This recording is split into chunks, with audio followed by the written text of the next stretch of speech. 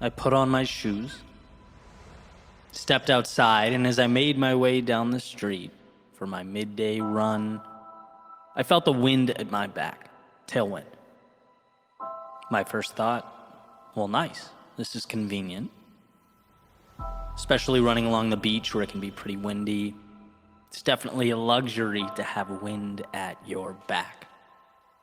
Sure enough, my mind went, oh, but that leaves me a headwind when I turn around and come back up the coast. My mind started to wander. I started imagining what it was going to be like turning around at that 6.6 mile mark. I was doing a half marathon that day and knew that, the way back would require that I level up. And every once in a while, the thought popped into my head, sort of reminding me of the inevitable. And sure enough, the moment arrived. The sun pressing down onto my skin, the humidity wrapped around me like a blanket. I hit 6.6 miles, turned around on A1A, and there was that headwind. But the first thing I noticed was not the force pushing back against me. No, in that moment, I felt the breeze, the coolness. It was refreshing. And there, underneath it all, was my light bulb moment. What we are presented with day in and day out is a question. It's a choice. Would the wind become my adversary? Something that, pushed me forward on the way down, but then held me back on the way up? Or would it be what pushed me forward on the way down and then cooled me off as I made my way up? And if you think that mental alteration or perspective shift is just nuance or too small to matter, I suggest you give it a go when you're doing whatever your equivalent of total exertion is. Whatever your mental stressor is that pushes you beyond your state of usual comfort. When you're in the middle of, let's call it, hurt, whether it be physical activity or a personal situation entirely unrelated to athletics, how are you internalizing the world around you? It's become clear to me over time that winning during our most trying moments comes down to mental shifts so small that they seem almost laughable in normal conditions. But your mind will always stop you before life will. So why not put yourself in a position to win? Everything around you is trying to help you in some capacity. Allow that to be the case. Remember that what you look for, you'll find. So if you look for resistance and obstacles and adversaries, they'll be everywhere.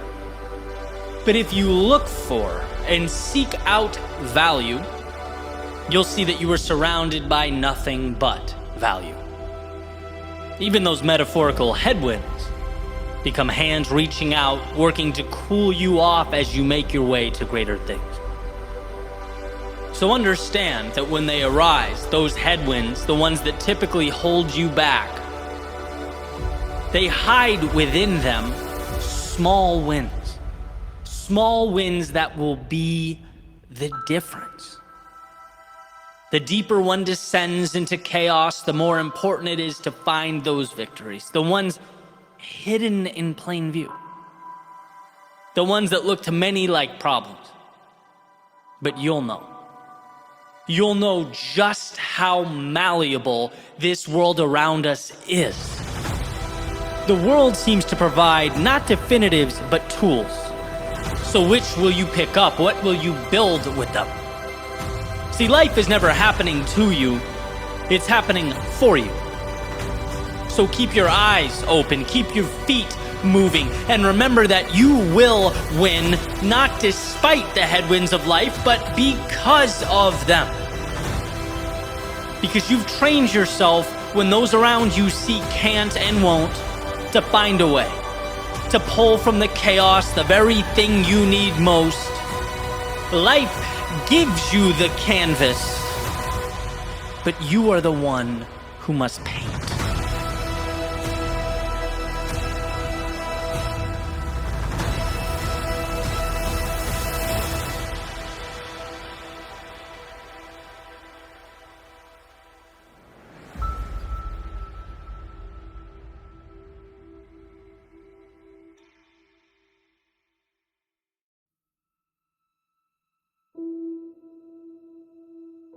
When the run got difficult, I would often count streetlights. Why? Because at some point, I realized that it wasn't so much the immediate moment that was painful, as it was the idea that I had to continue on, a fear of the unknown. Our minds are brilliant because they have the power to gaze into the future, to anticipate, to predict, and sometimes that prediction materializes in the form of stress and pain in the present. A pain that, let's face it, is manufactured. See, the present moment may be uncomfortable, but it's manageable. It's always something we can harness and adapt ourselves to. But make-believe scenarios, the imaginary monsters we let in, well, I don't know how well equipped we are to handle those, so I've found solace in simply keeping them out. See, counting streetlights, it brings me to the now. I can always get to the next streetlight. In fact, it's always visibly in front of me. It's tangible. It's real. There is no space for tricks or scary stories. When I count streetlights, my mind's job is to focus on those tall metal fixtures, and the body's job is to listen and move accordingly. And while sure there is pain, it is manageable. When you look it directly in the eyes, not with regard to what it can be, but as it exists now in this moment, we can always rise to be more than we once thought possible. These streetlights simply remind us of that fact. And so beyond this moment, when the running shoes are off, long after the finish line crossed, it's imperative that the idea remains that yes, life will be painful and life can hurt, but it never gives you in one instant more than you can handle. And sometimes it might seem so. Sometimes it might appear overwhelming, but when we remind ourselves that we're simply borrowing pain from a future that has not yet arrived, when we refocus on what is within our control, we empower ourselves. Our greatness expands and our strength intensifies. Because look, there's a time and a place for everything. And in our moments of duress, when the world is weighing down on us, I've found the answer to be thinking less and trusting more. And the next footstep transforms into not the detail, but the story in its entirety. Sure, sometimes life is about planning and calculating and strategizing, but sometimes life also calls us to put our heads down, shut our minds off, and find a way to move towards something greater. It's step, step, light post, step, step, light post, demoting the discomfort from the star of the movie or the main character to a subtle observer. Sitting quietly in the background as you do what you were going to do anyway, with or without it. Never forget how much control you have over the current moment, and that our greatest pain is often masked in a fiction, a delusion. When we find ourselves stuck, it's because of a future that has one, not arrived, and two, is outside the scope of the task at hand. It's not because of what's around the corner that we survive life's trying times. It's because we dig deep enough to get to that next light post, that next day, that next stop, that next chapter. Look, you will emerge victorious. Not because of the future, but the now. Because you realize your strength, shut off the world, and conquered your next step.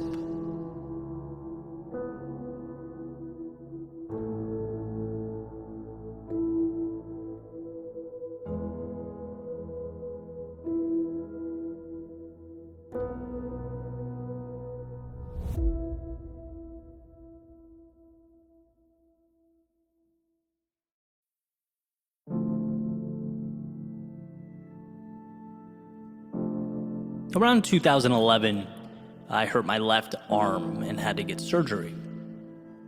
So for a while, I was pretty limited as far as what I could do with my upper body, and that's really when I fell in love with running. I started doing it almost every day, sometimes those long runs outside, clear my mind, sort of reset a little bit. And sometimes I'd mix it up, hop on the treadmill and do my favorite workout, which was a pyramid, right? Where you break 10 minutes into 4 segments, 4, 3, 2, and 1, increasing in intensity with each segment, and then you start over. And that's where this whole idea comes from. It's this treadmill workout that I want to talk about, because there's a little ritual I picked up that I still implement to this day, and it was simple. At the very end of my workout or my run, I would always add 22 seconds. My lucky number twice, 2 and 2. So for example, if I told myself, the workout's going to be 3 pyramids or 30 minutes, I would stop running at 30 minutes and 22 seconds. And if I told myself it was going to be an hour, I'd stop at 1 hour and 22 seconds. Always tacking on that 22. And I don't really remember the first time I started doing it or even why. But like so many things, that 22-second period organically became a habit. Sort of evolved to take on a life of its own and would come to symbolize for me a little challenge. The idea that the end is never really the end. And no matter how tired I was or how bad I wanted to stop, especially when you can see that finish line in reach, I could always squeeze out a little more. Like there's always something extra to give. And you could certainly go down that 22-second rabbit hole, right? Just 22 more seconds. And then you finish that and you realize you can do just 22 more and just 22 more. It's like this never-ending spotlight into how incredible we are as humans. That our stopping points almost always are constructed. Rarely is there not an extra 22 seconds or 22 somethings we can endure. And not only that, I think there's a case to be made that our growth occurs in that final push. There's a ton of value, hidden away in there.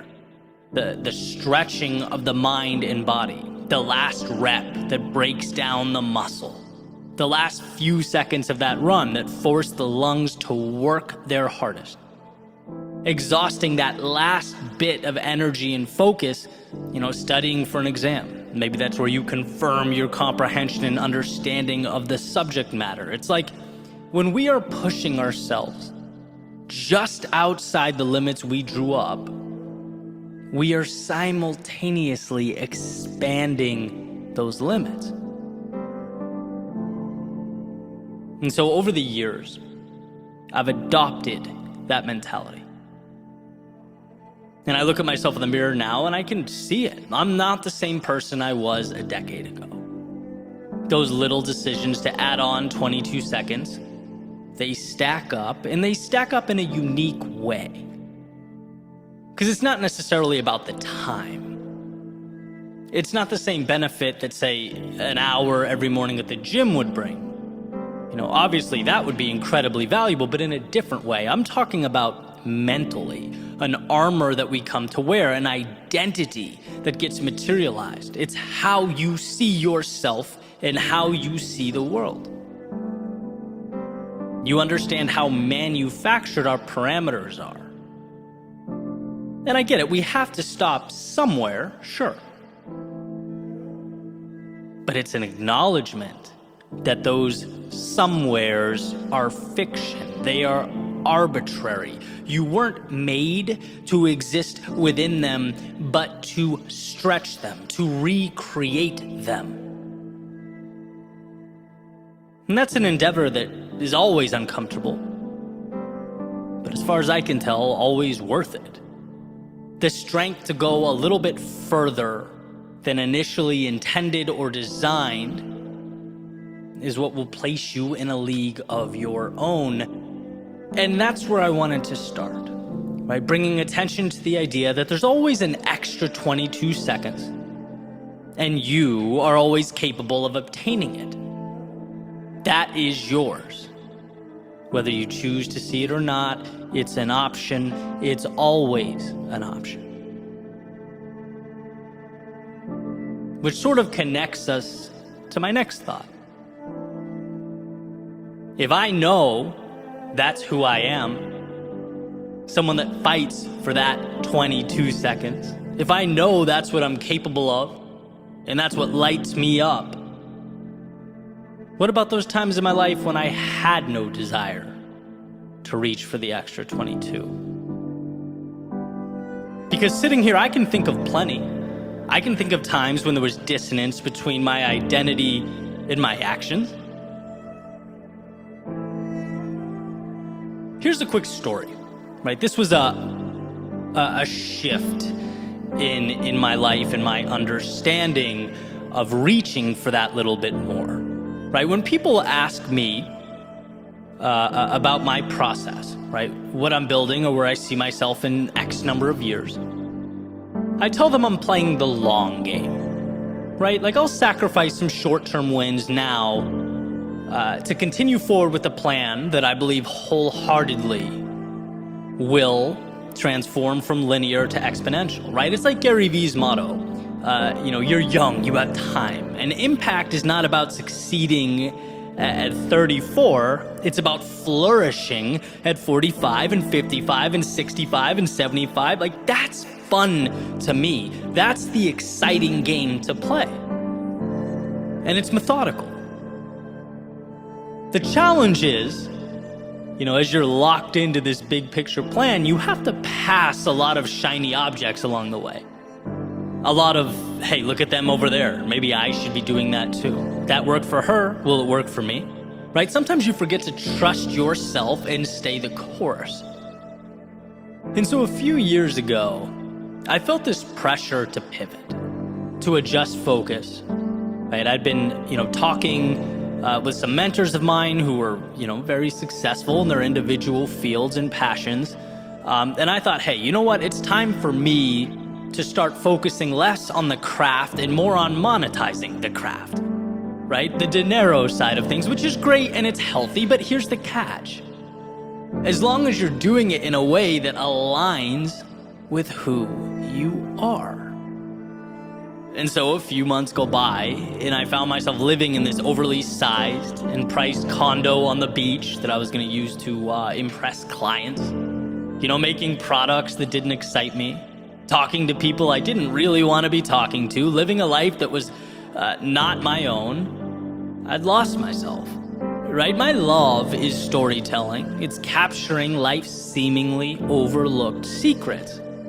That's what I get excited about in the morning. That's the value I want to share with the world. And look, money is important. It's necessary. It's freedom. But for me, it can't be about the money or I lose the drive, right? And here's the point I'm making where it all comes together. What I found is that when you're a stranger in your own body, there's almost no incentive to push for that little extra. It's like, who cares about fighting for 22 seconds? I'm so misaligned, I don't even want to be here, right? That is the red flag. That's the indicator that it's time to adjust. Because if I'm someone who wants more, who pursues and acquires more, and I don't feel the urge to do so, it's time to change. And I broke the lease, put everything I had in a car, went on a little 3-month excursion, realigned. Right? If I'm not willing to suffer through that little extra, to go above and beyond, it's not for me. And so that's a big example, but it obviously manifests in smaller ways as well. Yes, you are someone who can and will chase down the beauty in life, who will transform that little extra into something meaningful, but you also have to position yourself and the world around you to make it possible.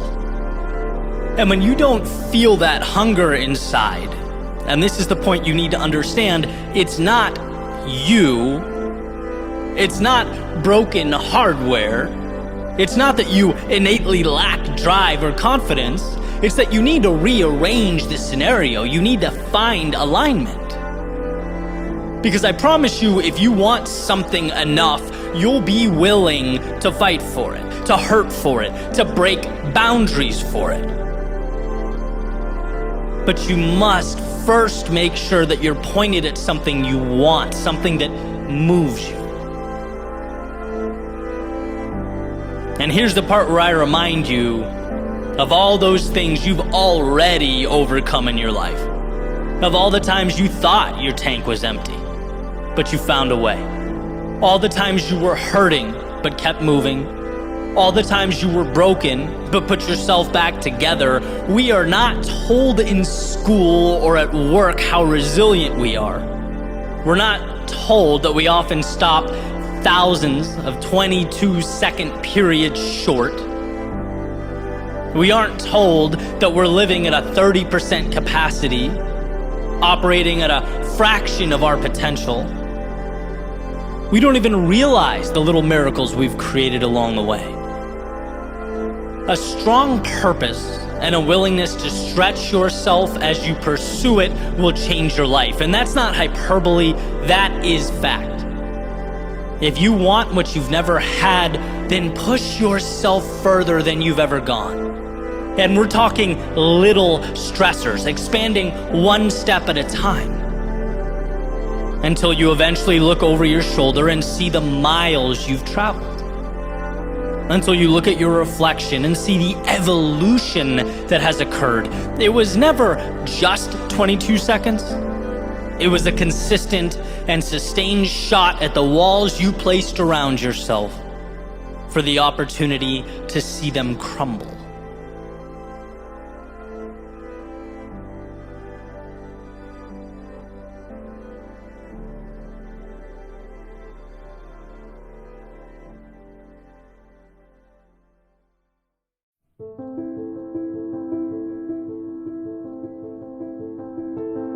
Understanding what you want sometimes requires learning in 1,000 different ways what you don't. Uncovering who you are means first experiencing who you are not. Finding the right person or people in your life calls for initially letting the wrong ones in. Life seems to demonstrate that there's a price to pay in order to get where we need to be. Patience, exploration, they're expensive. They exhaust energy, time, resources, but they are the only way. As though one needs to dig a hole in their heart before fully understanding how to best fill it in. It's stepping back to leap forward. I've always believed the no's teach us more than the yeses, the chaos more than the calm. We are tasked with taking our hurt and from it better understanding ourselves, holding our losses and with them finding answers we once overlooked, embracing our fears and alongside them becoming courageous. That's why maintaining perspective is everything. When we find that we've been slighted by life, we have to recognize that, yeah, maybe we didn't get the answer we wanted in the short term, but still picked up something beautiful, something necessary. We still learned what didn't work and saw where not to go. Because every step taken in one direction is a simultaneous decision to not go another. To embrace one option is to neglect its inverse. Every loss is a data point. Every time we fall, our worldview is shaped. And that's not just helpful, it's imperative. It's a brushstroke just as valuable as the ones derived from our successes, all culminating into one all-encompassing masterpiece. And I look back at the mistakes I made, the time spent learning where I shouldn't be, the days with people who didn't lift me up, and I'm incredibly thankful for them. They brought me clarity. Like marble being slowly chiseled away, piece by piece, they have left an understanding, a self-identity that takes shape one day at a time. So as we make our way through life, let's not fail to see the value in these short-term misfortunes. For in many ways, we are fortunate to have them. Perhaps the value lags. Maybe you don't see why the mistakes saved your life while you were making them. But they are contributing to the building up of a greater you. They are mitigating the noise and lighting up the path. So hold your head up high. And not just for the sake of doing so, but because you had the courage to step out into a world that you knew would at times bring you to your knees. Hold your head up high because every time you stood back up, you made a statement. You declared that you wouldn't let discomfort and obstacles deter you, but rather shape you.